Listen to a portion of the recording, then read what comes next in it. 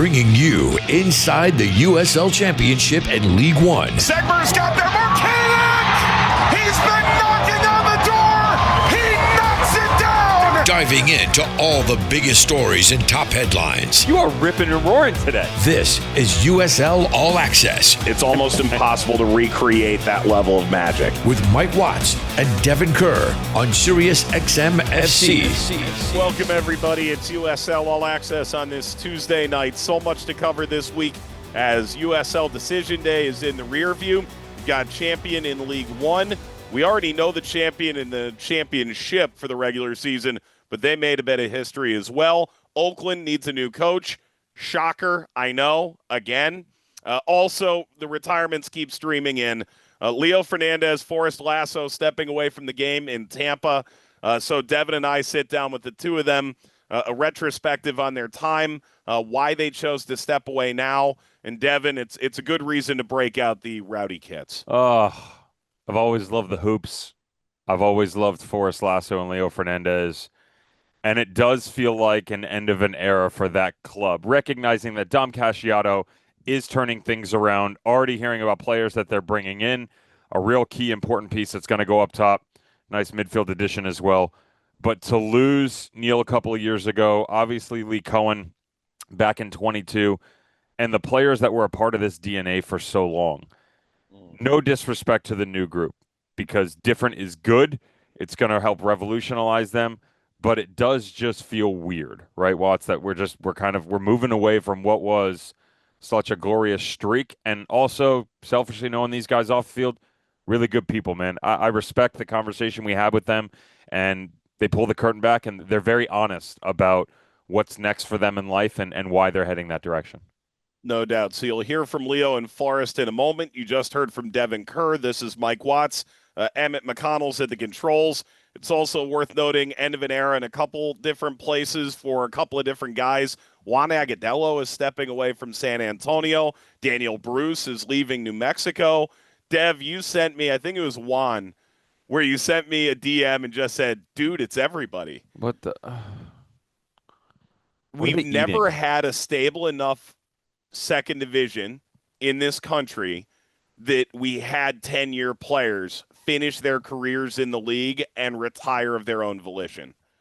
This is the first time we're going through this. It's strange. I mean, credit, obviously, within that, you gain stability that comes out of the other side, and that's great for the league. But maybe it's the tenure of the players, Mike, and because the emotional side for you and I that comes along with it. You know, in the chat with Leo and with Forrest, you talk about how their tenure in the league mirrors that of our experience together in calling these matches. Maybe that's why it hits a little bit harder. Again, knowing them as people, absolutely, but it just feels different. And within it, all of these guys are stepping out. Opportunity for others, new crop of players, certainly youngsters that can step in. Players from abroad, Peter Wilson, a great example of that, the Golden Boot winner. We'll get to that in a minute. Guys who can come in and make a name for themselves and really kind of take the image of the championship from the players that were into what the future is going to be. You have to look at it as an opportunity and find a silver lining here and not necessarily dwelling on the current situation and the great people we're losing. Yep. So we'll chat with them here in a little bit. Let's chat about some news around the league. We're going to talk about Decision Day later, as well as the playoff matchups that are available on USLChampionship.com Saturday and Sunday. Benny Feilhaber is out in Oakland. Out is a weird way to put it because he only signed through the end of the year. So he came in midseason for Gavin Glinton, and the shelf life was a minimum of the end of the year. And then they'd see what happens next. Dev, your thought on him leaving? It'll be their fifth coach that they're about to hire since Dario Pott was let go before ever coaching a game in 2021. And before we give direction on where they might be going next, I'm not going to say a name, but I do have a picture in my phone somewhere. Because you don't know where your phone is, or you don't know where the picture is? The picture. I flew into San Francisco Airport about 2 weeks ago. And I went to National Car Rental, and they put up their MVP or VIP of the day. And a current coach in the USL Championship was written on the card. And I thought, wow, that's interesting. We'll see if it comes to pass. I'm just saying the odds are so slim that happened, but it did. And I'm just saying. I got to be honest. I'm surprised you gave that much info. I just respect saying. it. You're breaking it, and I'm here with you. I'm not breaking anything. I'm just saying the odds of that are so slim. The odds are so slim. I stumbled into a job. I stumbled into news. I don't know if I did. Shout out to the person, by the way, that they're flocking to national just like we are. I mean, they get it. They get it. There's no other. Yeah. Did you see the report, by the way, that can't remember if it's Marriott accusing Delta or Delta accusing Marriott of them stealing their brand? And I'm like, actually, that makes sense because I'm so loyal to both. There is a Delta hotel brand for Marriott. Yeah. And Delta Airlines is suing over that. And so as good. Bonvoy and Sky Miles folk, we feel like mom and dad are fighting. So Benny Feilhaber, let's go back to him for a second. 1.19 points per match, all competitions for the Oakland Roots. Basically 500, 6, 8, and 7. His departure is not an accurate depiction of what he did as a manager for the Oakland Roots. Agreed. Their issues over all the years are not about coaching.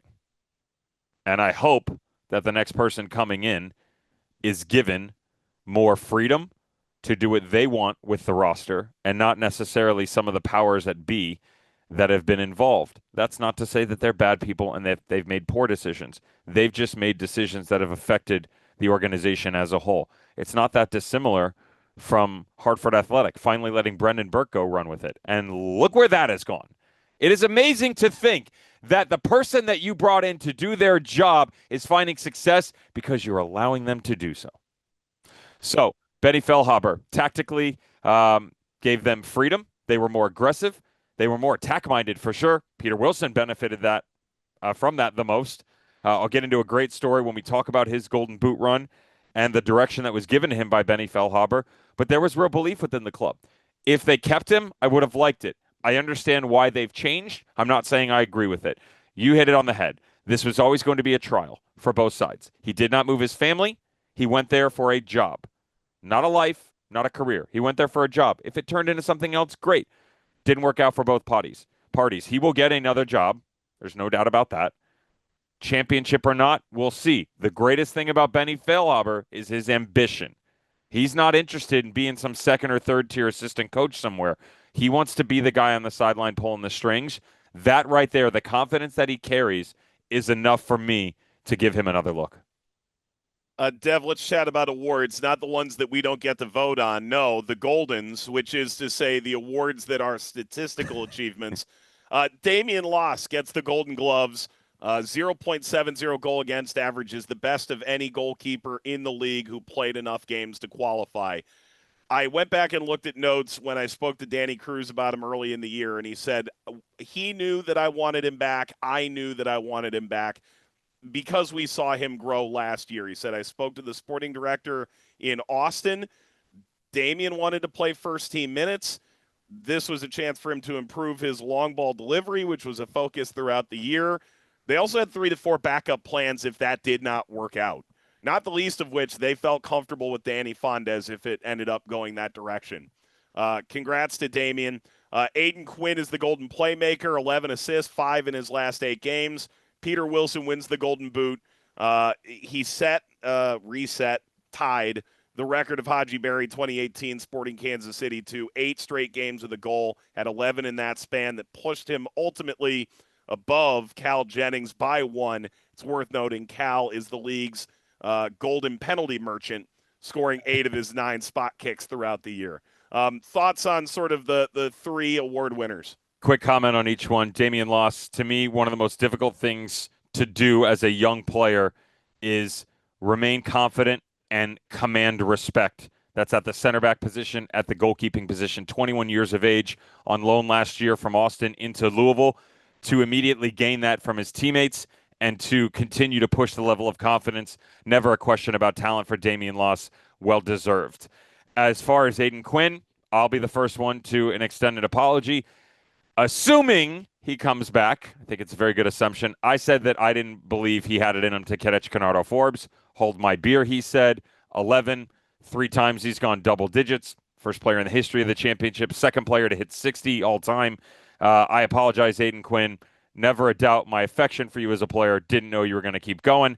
Great job. 5 assists last 8 games. Peter Wilson. Unreal, man. You mentioned 15 goals in his last 13 matches. The story I want to tell here goes back to Benny Feilhaber. Joe Malfa, play-by-play in the championship, was kind enough to share it with me. July 12th, earlier this year, 2-1 loss at home to Phoenix Rising. Peter Wilson couldn't hit the broadside of a barn. And Benny Feilhaber said, slow the game down. All I want you to do is hit the target. Stop trying to take the cover off the ball. Stop trying to score worldies. Get away from the idea that everything has to be perfect in all of your finishes. Literally the next game, and that stretch, by the way, was a stretch of 6 games where he hadn't scored a game.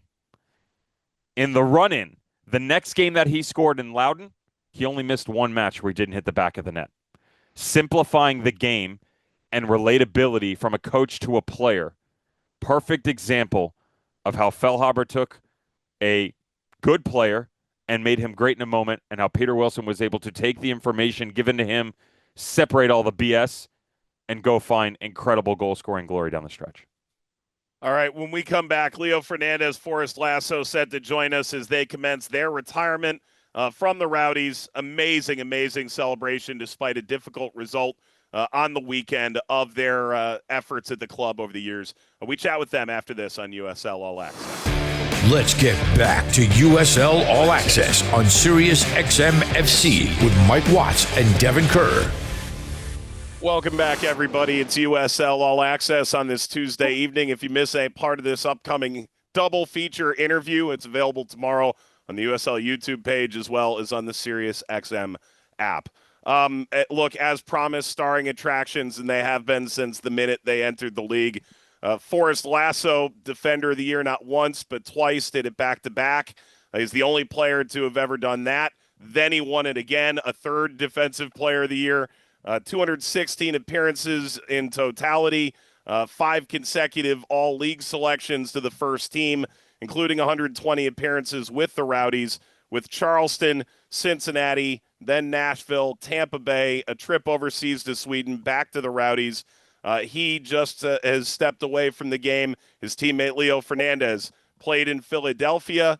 He joined the championship initially as a loanee in Harrisburg, then Bethlehem, and then joined the Rowdies in 2017, has gone on to become one of the linchpin pillars of that organization ever since. 9 seasons, 173 games, 40 goals, and the MVP of the 2022 championship season. Leo, Forrest, thank you guys for coming on. We can't begin to thank you enough for ruining your opening days of retirement with us. No, it's great to be here. Thanks for having us. Yeah, thank you so much. Thank you. Really, really appreciate it. Let's start with the most obvious question. Forrest, we'll start with you. How did you know it was time? Because if you guys wanted to keep going, it's not like it had deteriorated. How did you know now was the time to step away? Yeah, I mean, to tell you the truth in simplest terms, when I got hurt last May, that was probably the first time I thought about it, obviously because I just didn't know whether I could get back to the level of performance that I wanted to get to. So obviously, I guess you could say it took me from then till now to get there. So when the injury happens, I mean, I have 2 young kids under 3 at the moment.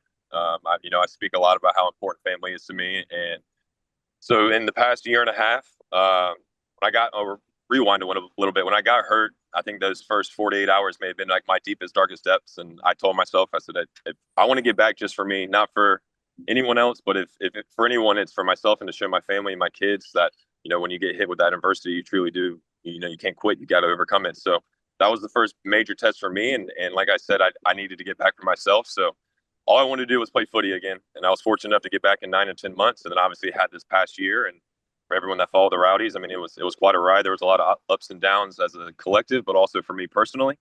So then as, I kind of got my feet back underneath me midway through or towards the end of the year. There's just a handful of things obviously going on outside of life personally that may have made sense, but I couldn't really make sense of it at the time. And then I guess to tell you the truth, I felt like I had gotten back to the level of play that I was prior to my injury.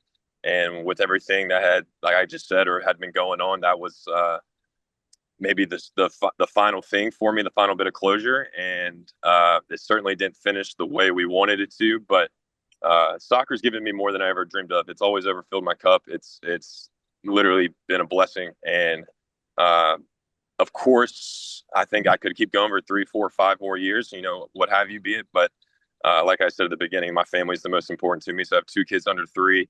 I was doing some quick math like a couple of weeks ago when I was trying to think about this decision and think about a USL schedule. We're on the road or away from a home for 4.5 months out of the year. So for 33% of the year, I would be away from my kids, away from my wife. And for those that are parents or those that are married, you know what kind of toll that can take on an individual and what a demand or sacrifice those your loved ones have to make. So it was extremely selfish. I'll say that maybe, but I wanted to be around my kids. I want to be present. I want to be around as they grow up. I want to go to the school events and the soccer practices and the walks in the park at the random times of day. So soccer, it was the toughest decision I ever had to make.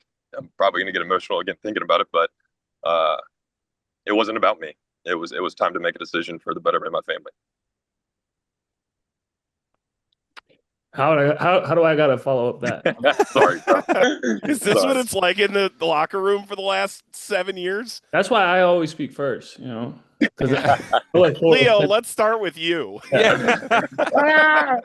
all right, so no, for me it was obviously this beginning of this year. I didn't think it was going to be my last, but the way the season played out, the way that I wasn't available, throughout the season as much as I wanted to be, just felt like I was spending more time in the treatment room than on the pitch. And I think if you know me and when I'm on the field, I really want to make sure that I'm one of the best players on the field. I want to make sure that I'm always scoring or assisting.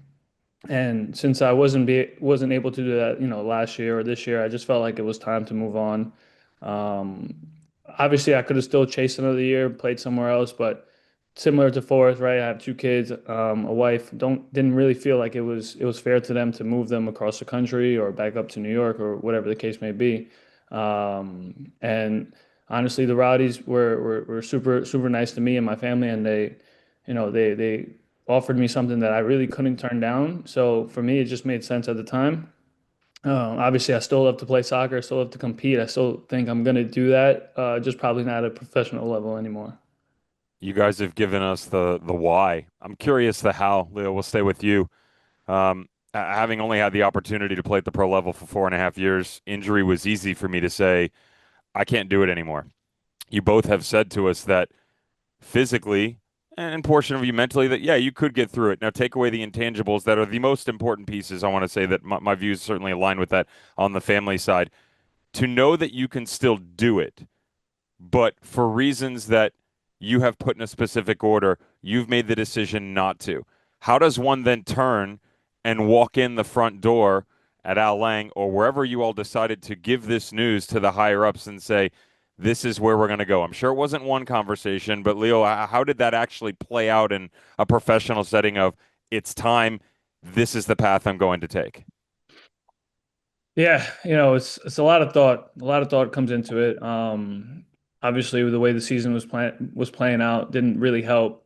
And I think for me, I just knew it was time, right? I think speaking with Dom, speaking with Nico, they were super supportive. They never really tried to push me to come back for another year, and they knew how hard it was for me. It's just coming from a really top level in 2022, missing the all 2023 basically, and then feeling good in some games and then missing some other games. So it was very tough mentally for myself. So I think it was really time to just, press that button where it was like, all right, let's take the pressure off. It's time to move on. Let's get to a new chapter and put in as much work as I put in, in my playing career and do something else. So for me, I think I was at peace with it. I think it was nice that I was able to play the last 30 minutes of the season. I wasn't even expecting to play 10 minutes. So for me, it was a blessing, and it was honestly just a great night and a celebratory night for me and my family. Yeah, so I get a little different than Leo. It all stems from my injury, of course. The reality is when I got hurt, it was during a contract year for me. So pretty much once I got hurt, we went day by day, week by week, month by month to see how the recovery was going. I was fortunate enough to get a deal with the Rowdies again for this past year, and throughout the year, it was something that I don't think.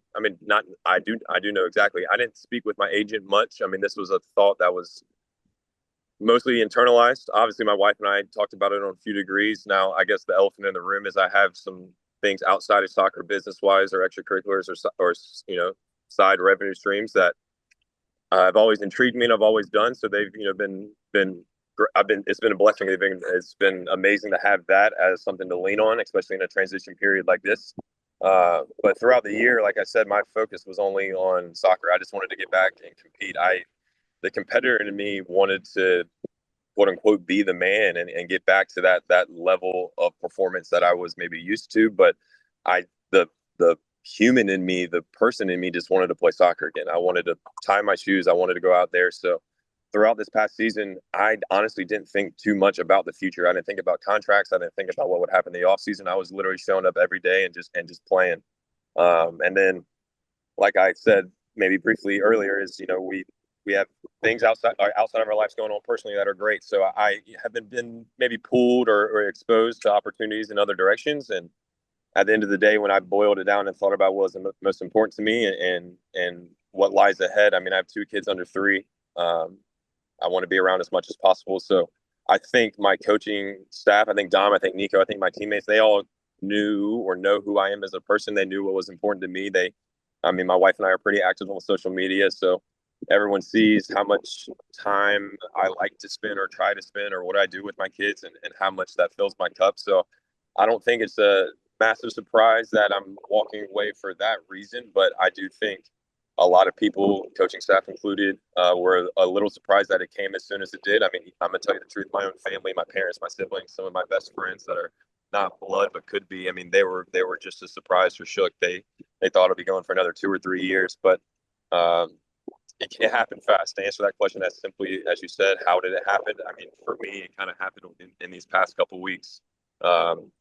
Even though I may do well on the stage or do well in the spotlight, I've never really asked for it. It's not something that I chase or desire, but if presented with the moment, hell yeah, I'm going to seize it. But getting to my point, all joking aside, I didn't ever think about having a send off like Leo and I had Saturday night. It was not at all the way we ever wanted to have our careers in as competitors, but to be in a place so special, surrounded by so many people that have supported us through so many ups and downs. Having our family and friends, and getting that send off. I told Leo this. I feel terrible that we even had to share the night because the man deserves his night of his own for everything he did. But it happened quick, and the reason maybe it happened so quick is so we could have that moment Saturday night. And same conversations I may have had with Dom or Nico this week, where, of course, it's about us right now or about me, but at the same time, it never really was. So Saturday was extremely special in so many facets for so many reasons. But if you kind of step back and look at it, of course, Leo and I were on there on the stage, but that was for everybody, man. That was for our wives, our kids, our families, our siblings, everyone that gave up so much that we could achieve everything we did. So no, it happened very quick, and that's probably why the emotions are kind of hard to control. But yeah. Quick follow-up coming off of this year. I'd be remiss if I didn't ask. Certainly, I'm sure that part of Rowdies Nation wants to know as well. Leo, we'll go with you. I feel like I've got more of a definitive idea from Forrest on this part, but I still want him to come in on the backside of it. Leo, if the year had gone differently, and I don't mean the final game, getting into the playoffs, I mean overall, throughout the year, if things had gone differently and maybe it was a little smoother, if there were more ups than downs, if it was more of a defined top 4 or something like that, would your mind have changed on stepping away from the game? Yeah, 100%. I think Forrest knows, right? He sees me in training. When I do train and I'm playing, I'm still very good, in my opinion. All of our opinion, yes. Just saying. In my opinion, yeah, confirmed. The problem was, right, been dealing with these little minor injuries and strains in my calves and my hamstring, which just keep me off the field for way too long. And yeah, my mental was just tough, right? It was just really tough. And when you're getting these signs, the past couple of years, I think it's just time to go. And for me, like Forrest said, I wouldn't have dreamt anything like what happened on Saturday night. I don't think most players don't even get that. So for me, it was just enjoying that, being super grateful for that opportunity.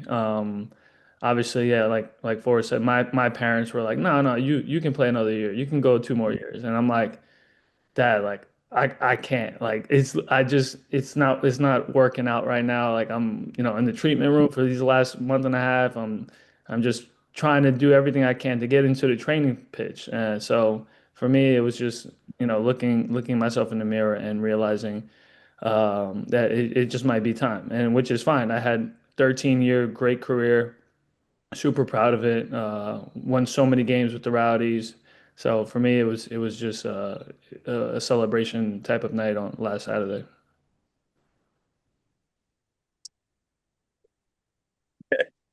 My wife tells me that if we were competing for trophies, there's probably no chance I would be retiring anytime soon. And I would have to agree on her on many aspects because, like Leo said, the competitor in us, I mean, that's never going to die. It doesn't matter whether it's chess at home or tic tac toe. I mean, we're coming to win most certainly. But I think there is something beautiful with. I mean, there's beauty in the chaos. There's like this year definitely didn't go how anyone with the Rowdies, anyone in connection with the Rowdies wanted it to go, considering the pedigree in the past and the history. But I think that's, in a way, the beauty in the decision for me and Leo. I think, like you said, it would have been really hard to do to walk away at the top. I think a lot of athletes dream of that. Obviously, that's next to impossible for most and only achievable for few.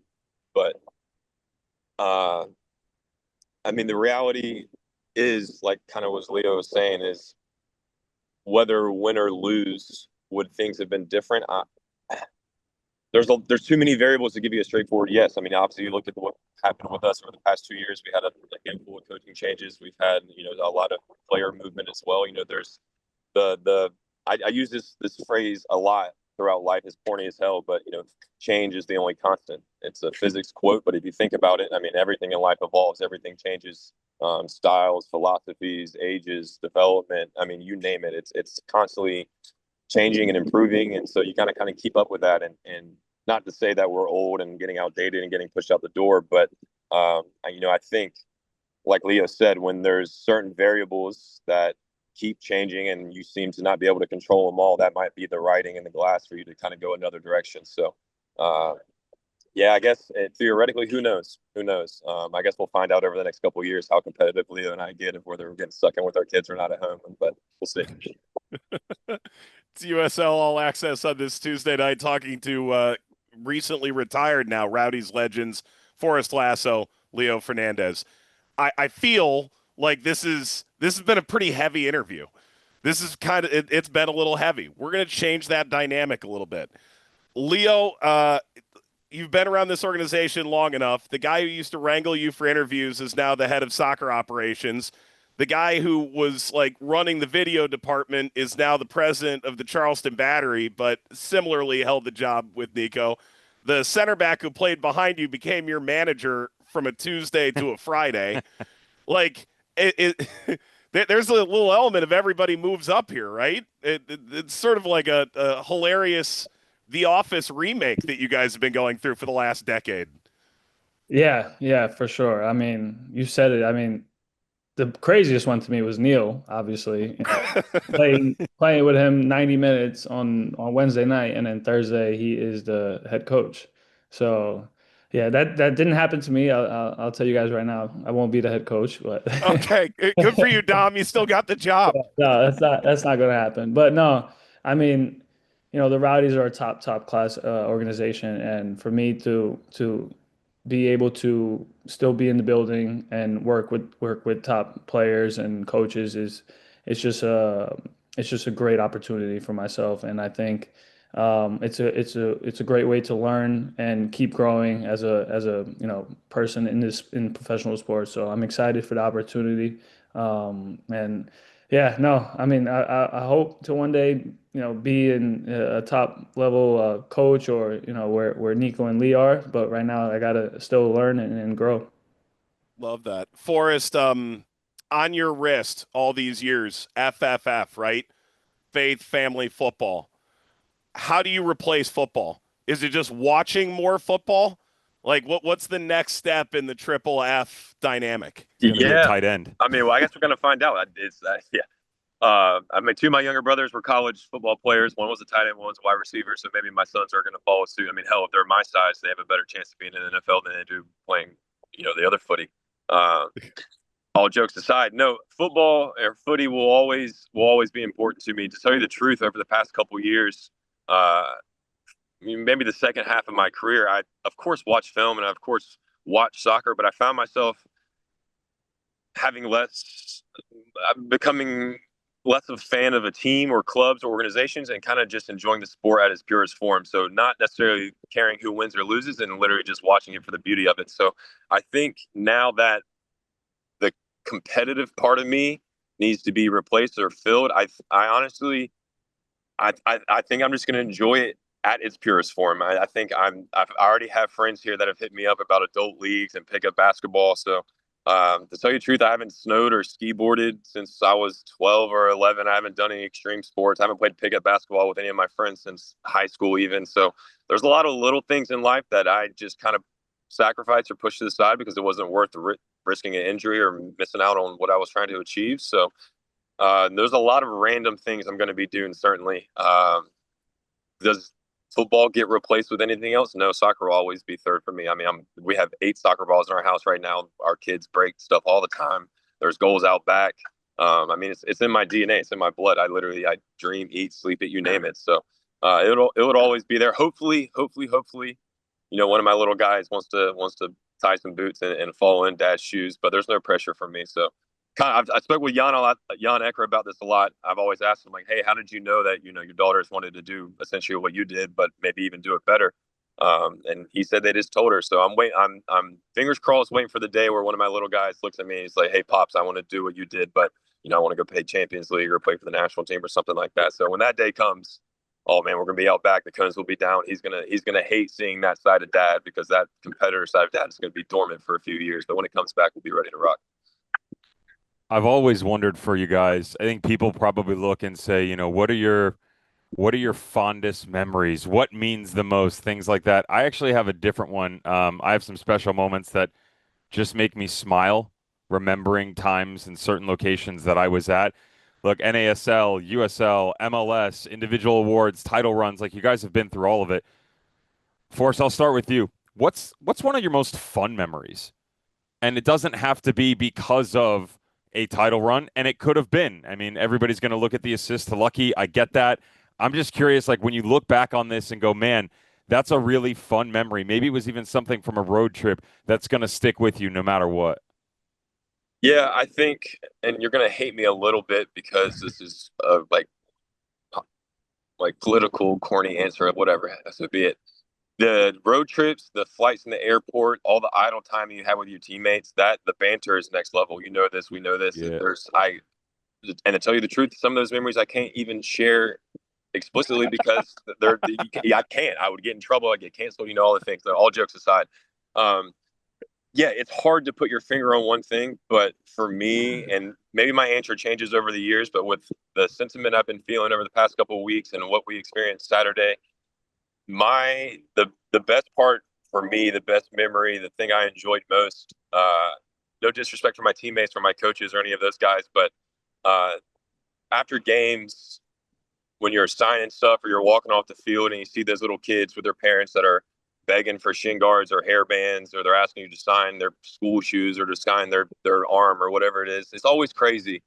But for me, that was honestly why I did what I did, because I was that kid. I think a lot of us were. I think we begged our parents to go. I mean, I went to the Railhawks games growing up, and for those that know, this league, obviously that's one of the older teams in America, in ASL, of course. But I grew up essentially watching this league and thought these guys were heroes, and thought everyone I watched was the next LeBron or Messi. So, man, just going off the field and seeing that little glimmer of hope or inspiration in a kid's eyes, 5, 6, 7 years old, and they don't know this at all. This is all things going on in my head. But for me to look at him or her, and then her look at me, and I know that they're thinking, damn, like I would love to be him one day. I would love to be a pro. And then most of them probably think it's impossible, but it's not. And that's the same thoughts I had, and that's what got me here today. So if I gave any little kid the like little push to get to where me and Leo are, I mean, that for me, that's literally the best memory. That's like that's my memory. That's my childhood in a nutshell. You know what I mean? Like I got to go full 360, full circle, and that like how did I retire? Why did I know I retired? Some stuff like that. That was the full closure.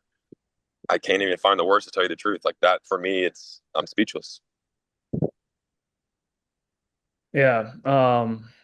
Yeah, obviously, yeah, that part is unbelievable. I remember just this past weekend, I was made sure that I tried to sign every single autograph after the game, just because you won't be able to do that again, right? You're on the field for the last time, so I made sure that I stayed to the last second, and until Nico or somebody else had to drag me off the field. But I think for me, it would have to be like Forrest said as well, like the relationships that you build in the locker room, off the field, with your teammates, right? I think I have so many close friends now because of this sport. It's kind of a little bit of poetic justice, but we played against Detroit, and Seven Quinzati's on that team, and that's my boy. Like we've made a real partnership throughout this my career, and we played academy soccer together. And so for me to finish it off with him on the field, it was another a really nice moment. But yeah, all the relationships that you build on the field is my favorite part, and I'll be able to call these guys my brothers till every time I see them in 10, 20 years. So it's definitely the relationships. Leo, quick fun one for you before I get to my final question for both of you, and then Watts will cap it all. We joked earlier about Neil stepping off the back line and into the technical area. Where was he louder and more annoying? Behind you or on the side in the technical area? I would have to say in the technical area.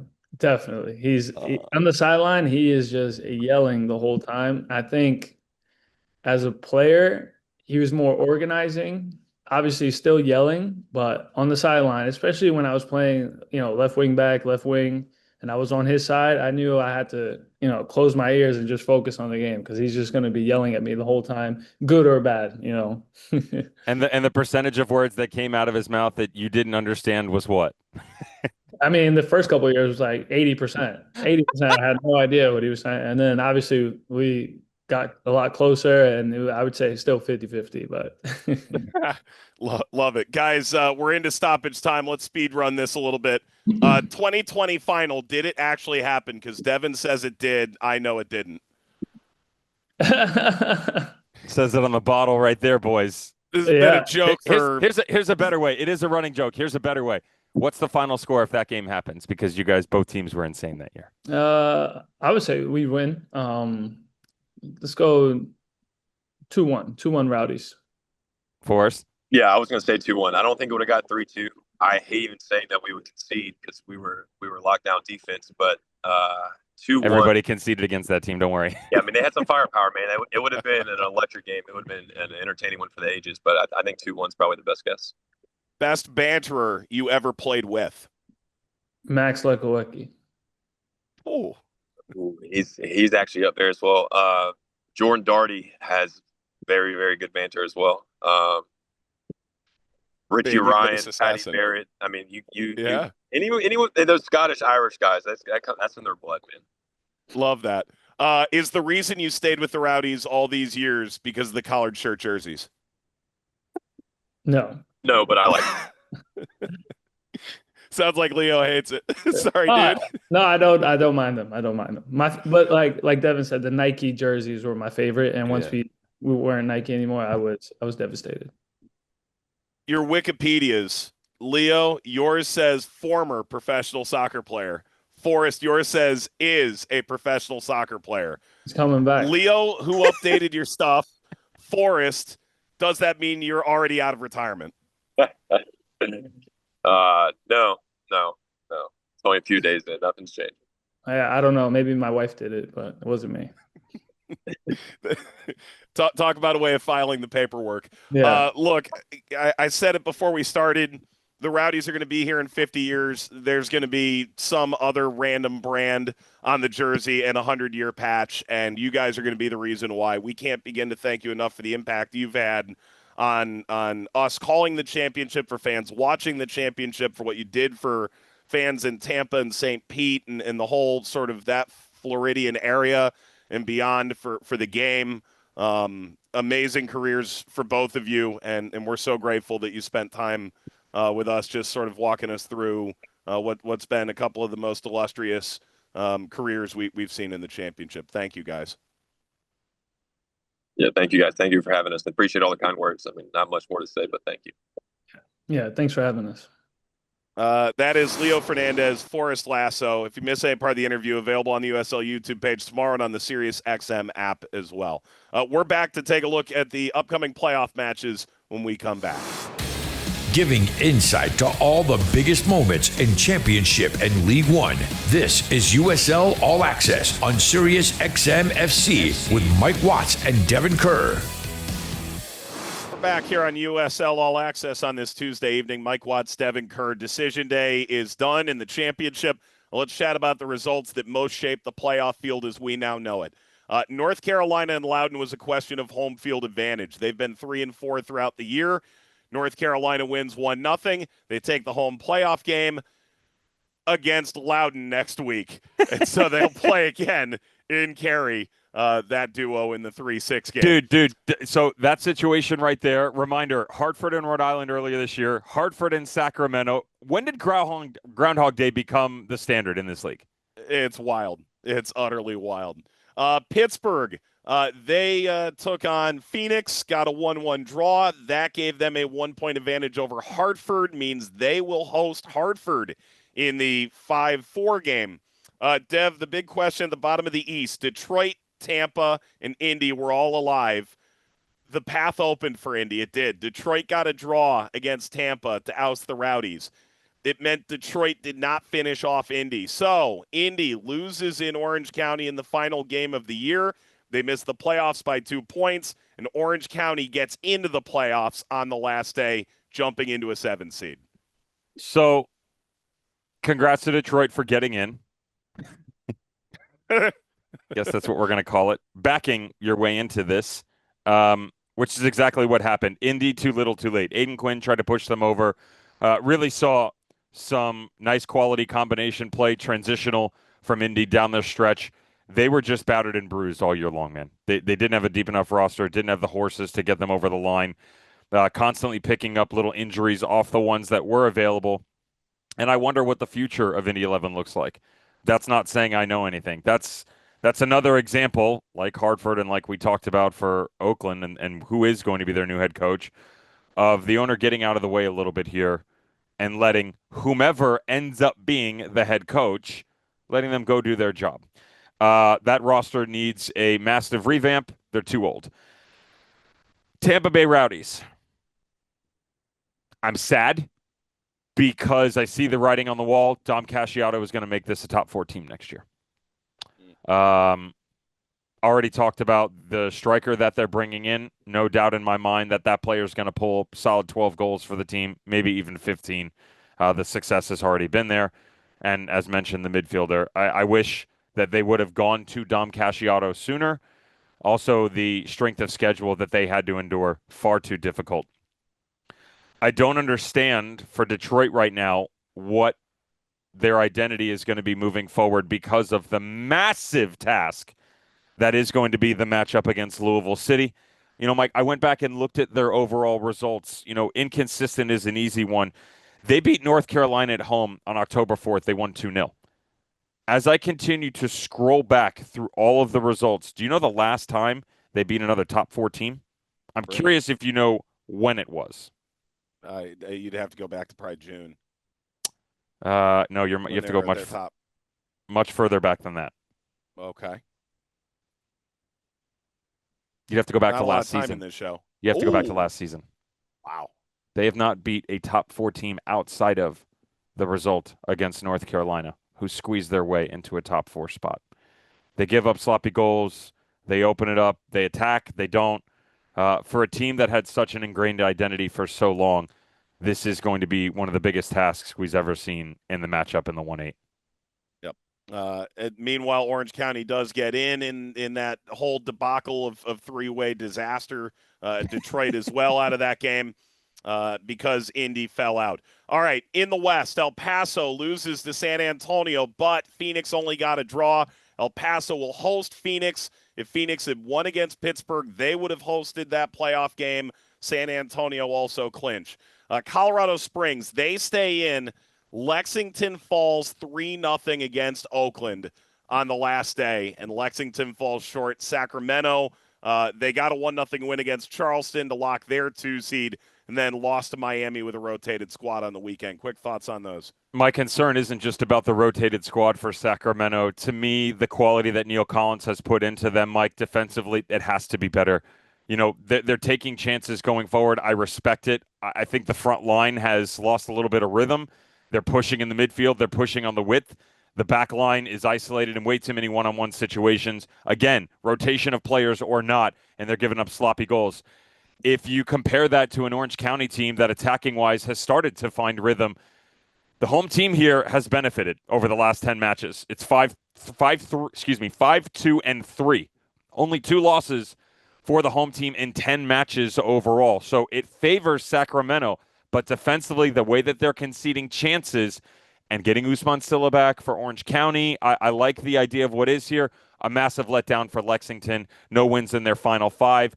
You and I were talking about them on national television and the possibility of a top 4 spot, as we did with many Western Conference teams, to now having to wait to next season just to even think about playoff football. Also, before we go to break, congrats to One Knoxville. They win the Shield in League One on the last day, a 1-0 win over Greenville. Babacar Dieng from Nico Rosamilia in the 71st minute proves to be the trophy-clinching goal. Congrats to One Knox.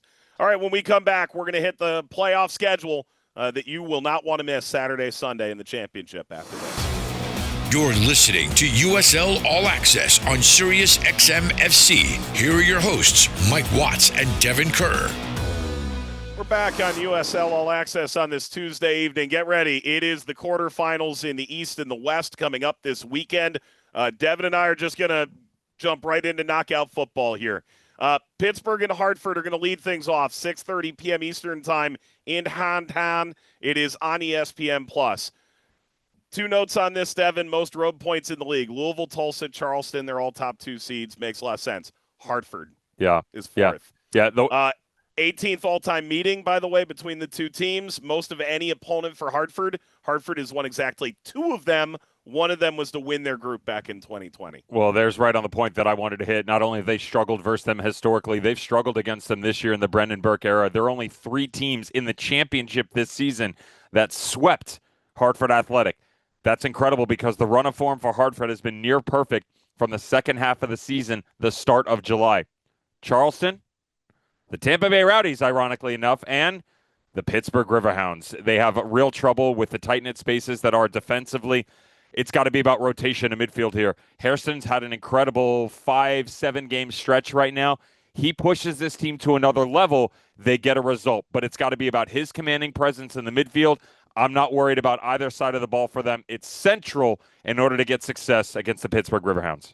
Staying in that quarter of the bracket, Louisville and Detroit, the 1-8 game met a month ago. Sean Tosh broke the appearance record. He got his 300th this past weekend. Also scored the winner. It's on Golazo at 7 o'clock on Saturday. Pass. North Carolina and Loudoun is on ESPN+, 7:30 p.m. on Saturday. They were 3-4 all year, Dev. They finished 3-6, and they play back-to-back. North Carolina had to be at home. We said it last week. Congratulations, John Bradford's team. We've seen it all year long. They're very organized, almost to a fault at times. I'd like to see more aggression out of them moving forward. They've become a little bit lax at the tail end of the season within that organization, putting too much pressure on that front line. You got to move together. Because when you don't go, not only do you not support your attacking line, you also give the opposition better time on the ball. That's the biggest strength that Loudoun have. Ryan Martin putting the ball on the deck, letting them tiki-taka right through you. Florian Velo, all of those guys getting up to Zach Ryan. It really doesn't matter because it's about systematic success. You need more pressure in higher locations in order to avoid defeat at home. And is that the end of the Ryan Martin era? Based on reporting, probably, if they fail to win. A winner of that game, Charleston, Rhode Island, CBS Sports Network. We don't have time for a long pause. Sunday, 2 p.m. Eastern time. Rhode Island beat 2 playoff teams, Devin, all year. North Carolina in June, Charleston in August. They could face them back-to-back. Listen, the best thing that Rhode Island has going for them is that nobody believes in them. I talked about it on the show. It got tweeted out. I respect that. Use it as motivation. Take the everybody hates us and go and prove everybody wrong. And until then, I'm sticking with where my guns are at right now. And it's the arsenal of the Charleston Battery. Yes, that's a dad joke, and you're welcome. They're so good attacking-wise. They've still got one of the best midfielders in the league, Aaron Malloy. On an off year, we've seen about 50% of what he's capable of. Cal Jennings, M.D. Myers, Juan David, forget it. That team's incredible. They should move right through this squad. All right, Devin, in the West, 1 seed, 8 seed, reigning champion, Western winner, Tulsa, Colorado Springs, E+, 8 p.m. on Saturday. The side of the bracket that makes me most nervous in terms of upsets on numbers and seeding is the Tulsa, Colorado Springs game. Because of the identity that was Colorado Springs, they're getting a little bit healthier, and all they need is a chance. They can run a gun. They can push Tulsa to the brink. The problem is Tulsa have the most wins from a negative position this year. It's third most all time with 21 points to their name. They can fight through any of it. And it's the seed right next to them that I'm just going to leave right into that game, Mike, is the Phoenix-El Paso game. The 4-4 and 3-3 earlier this year. I don't know who's coming out of those 4 teams. I'm not being disrespectful to Tulsa. Playoff football is different. Colorado Springs has seen success. Phoenix saw it 2 years ago. The belief by Pa Moduka, the reality of what was nearly 12 months ago, I'm scared for the higher seeds within these games. El Paso hosting Phoenix, as mentioned earlier, won the home seed on the last day, E+, 9:30 p.m. Eastern time. Then the last quarter, Devin, New Mexico and San Antonio, ESPN Plus, Saturday, 9 p.m., and then Sacramento, Orange County, CBS Sports Network, Sunday, 9 p.m. You and I have that game. We're getting back to the New Mexico United team that we expected to see. Asked over the last month what I would like to see more of, and it's the team's ability to be aggressive coming up high, getting Greg Hurst healthy, starting to run through what is a more in rhythm, in form, Valentin Noel. Defensively, you take pressure off. You command the middle, and it allows you to play the style of football that you want, which is combination play. If San Antonio is going to have a glimmer in this, anybody that's donning a badge on that front line better step up here, because it has been far too long since you've been threatening enough to go, you know what, we're in this match. Mitchell Tainer and that whole back line, they can't do it all on their own. And you're on the road. And it's the lab. And it's Dennis Sanchez who's going to feel spiteful of the fact that he came up just short last year with Vegas. They're going to be ready to rock. And then you and I chat about Sacramento, Orange County. That's got a little juice in it earlier in the show. Yeah, defensively, Sac scares me. You know, they're still very good from an organizational standpoint. We've seen them start to open themselves up. The front line's a little bit too aggressive. I'm seeing too much varying in positions so that when they start to build, they don't have the ability to understand where the next step is going to be. Defensively, they're overcompensating for that. For Orange County, slugger's chance. Scylla has gotten them playing what we've seen out of Kelly. Zubac, obviously. Every single level has something on the attack. Don't make it about the defensive unit. If you do, you will lose this game. Relieve the pressure, go through a bunch of punches early, and at least let them know that you're there. Yep. Dev, did you learn anything? I learned that it was possible for me to get emotional, even though I've been out of the game as a player for 16 years now, listening to Forrest, Lasso tear up. Not that we want to see someone that emotional, but the relationships that it carries for you and I makes the job, quote unquote, all more worthwhile. Great human, great career. Loved what Lasso and Fernandes brought to this league. And for me, Max Lakowecki, best banterer. Who would have thunk? Mustache, maybe. Yep. For Devin, Emmett, Mike, we'll talk to you again next week. Enjoy the playoffs, everybody. So long. This is USL All Access. If you missed any portion of the program, listen back anytime on the SXM app.